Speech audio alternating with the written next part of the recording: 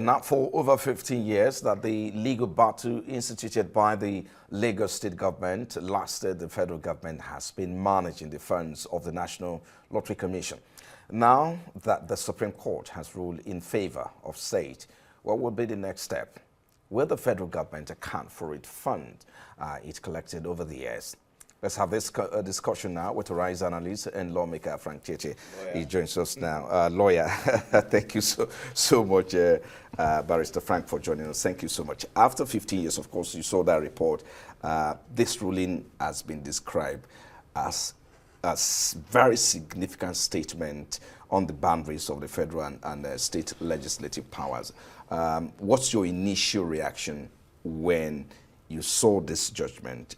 And can we say this is a new precedent of how we interpret the Constitution? I don't think anything is new, except that it's scandalous that such a simple, straightforward matter took that long for the Supreme Court to decide. Right. Now we're talking about funds to be accounted for. Actually, there are really no funds to be accounted for, except that there is a provision for the National Lottery Trust Fund, to which a certain percentage of all monies accruing to the National Lottery Commission is paid into. Right. But it was interesting to note that the National Assembly was taken aback to find out that the 100% of that money that it generated in a particular year, 2023, was actually 100% fully expended by the same trust fund management. So there is really no money to be accounted for. It's just lottery is more like a bazaar, the way it is, even in the way it is it's managed so far. Even the report that in 2023 the sum of 200 billion naira was generated by the National Lottery Commission. And that was such an underperformance, considering the huge potential of what lottery is. So the initial reaction is that this is a big breakthrough for the state, particularly Lagos State, which you know, has the privilege of having most of the gaming houses, most of the you know, lottery houses, you know, that are resident there, in the hope that they would no longer need to pay such taxes to the federal government anymore. Those taxes will now be paid to the Lagos state government. So that's a huge breakthrough, and I can call it the beauty of federalism. To now think that it's not all the time that you can expect the state government, I mean the Supreme Court, to be giving decisions that favor the federal government alone. This one favors the state, but why did it take that long? It's unusually long and very, very embarrassing. Experts are already, you know, raising concerns about the modalities of operations. A whole lot of troubles. And the challenges this could pose to lottery operators across the state. Now that the state will have to legislate and control the businesses of you know, lottery owners, how is this likely to impact on businesses, particularly in terms of you know, the way they operate at the national level and the way they are supposed to operate at the state level? If I'm not mistaken, in 2022, the fastest growing business in this country, and I believe to date, is the sports betting business. It's the fastest growing business. It yields a lot of money, and then it's also transnational. That is, it transcends borders, well, not state boundaries in terms of Kogi State or FCT, but I'm talking about it's international. Now, look at the problem here. There is the fluidity of the lottery business. It's not very tangible. It's a concept, right?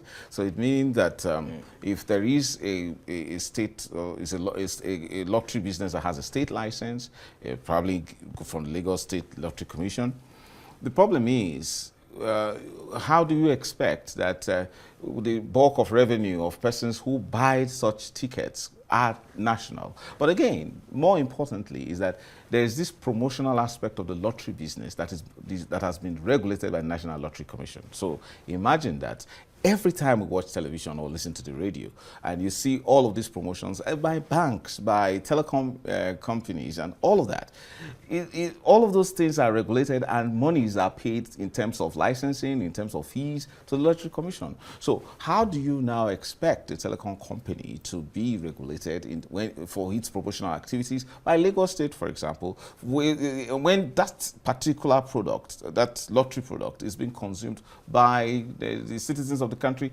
all over the because country, these, and all these that. activities are carried out online, right? Yes. Remember, Not always online. For example, banking. It has to. There is this, usual idea of make a certain amount of deposits, and after a while there will be draws, and then you can earn 1 million or much more. All of these are every piece of promotion you see on television or radio is actually registered for the purpose of regulation with the national. It's while registered by the National Lottery Commission. Now, the idea is, you see, it still holds some positive, end. For example, states will now have to make laws that will attract these lottery companies, these sport betting companies, these promotional advertising companies to their state with some measure of tax incentives. But the problem is, some persons would just be reaping from where they did not sow. Hopefully, Lagos State is ecstatic as we speak, because it believes that because of the concentration of these businesses in Lagos today, the revenue is expected to be more. This is good, but there's something missing, very, very missing. When we talk about lottery business, shouldn't be essentially, regulation alone. It shouldn't be regulatory, dominated. You see, we no longer see state governments, running lottery business, because, the idea of lottery is to give the people a feel of that big dash that comes from government. So that big dash now goes only to politicians? No. So state governments should first of all celebrate this judgment by, establishing full lottery businesses for their people. I experienced it in my days in the former Bender State, when you can see a commoner that somebody trekking the street and then tomorrow buying a lottery ticket of 1 naira, and then he becomes a millionaire the next day. So we should see more of that, and not necessarily any money only from regulation. Let's look at the role of state legislators, for instance. I mean, they are the one to make law now. Yes. To control the activities of these operators. But I mean, the fear is on exploitation, regulatory oversight. How do we balance that? You see, they don't really need to reinvent the wheel. Lagos State has had the privilege of having the law, along with the National Lottery Commission Act in 2005, and it has also amended in such a manner that the National Lottery Commission couldn't even match in terms of, trying to attract international business or regulating online gaming, and then to the extent of actually, getting revenue for the state. So the National Lottery Commission and the Federation was already losing that fund. So what's important is that states will now have to, copy what Lagos State has done, and then find a way to add a lot of incentives so that the persons, these companies can now migrate from Lagos State to other states in the hope that they can, sell to the entire Nigerian Federation tickets and then also get revenue. And then I think it's good. It's a very good development.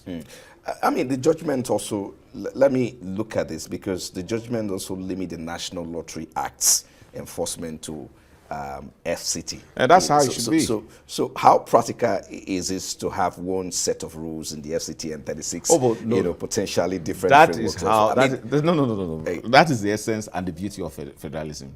The idea now is that, you see, these are supposed to be different countries that have decided to come together, donate powers to form a federation.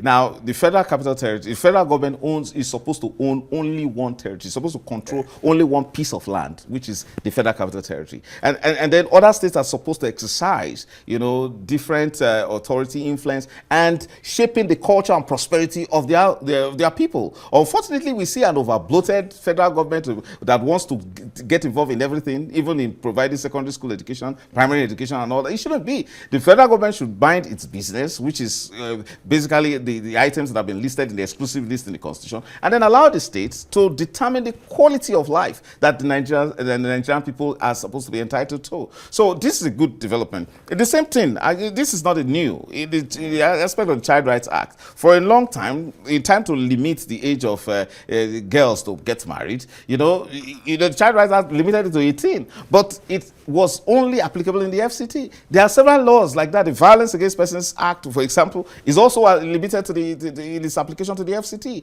So it's a good development. So now let's see whether Right. these state houses of assembly can take advantage Right. of this judgment and develop, something that can, another aspect of, economic life that is really needed in these times of hardship in our country. Indeed, I this expect is- that they should start running lottery companies and then Indeed, let people get I rich. believe this is really going to change the dynamics of the industry. We might be disappointed because Well. it's only Lagos State that seems to be excited at this time. Let's see how the state can explore this. Thank you so much, Frank Tietie, a RISE analyst and a lawyer. Thank you for coming on the My news. pleasure.